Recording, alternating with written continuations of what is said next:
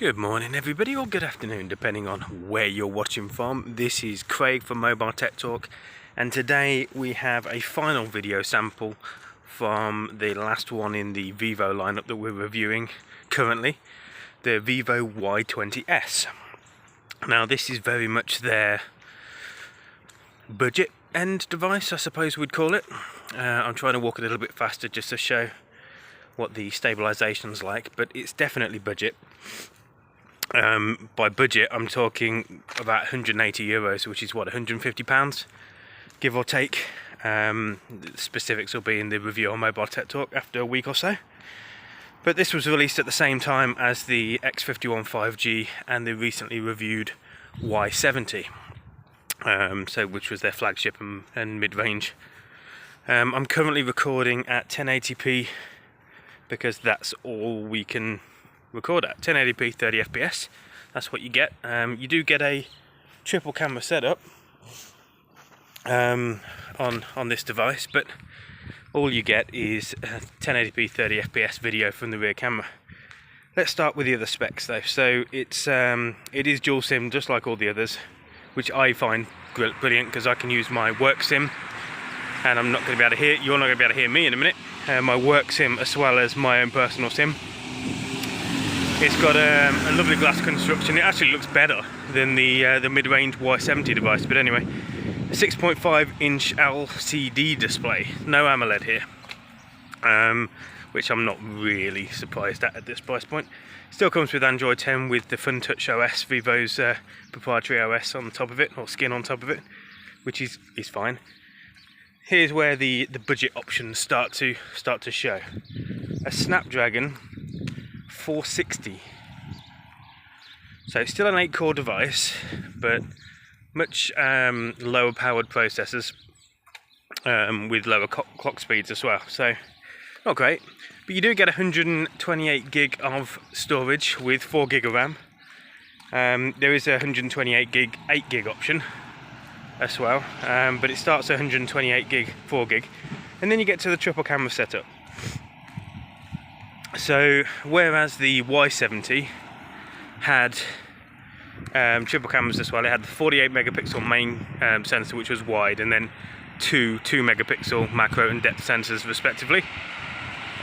This has got a 13 megapixel wide camera with phase detection, autofocus, no optical image stabilization, but it also has the same 2 megapixel depth and 2 megapixel macro cameras as well. On the front there's an 8 megapixel selfie camera, which is a wide angle lens, and you can do 1080p video from that. And there's also an included 5000 milliamp hour battery, which is the most out of all of these, which is strange to me. Let's talk about that for a minute just as I'm walking. I find the idea that the lower end device you get, the higher battery.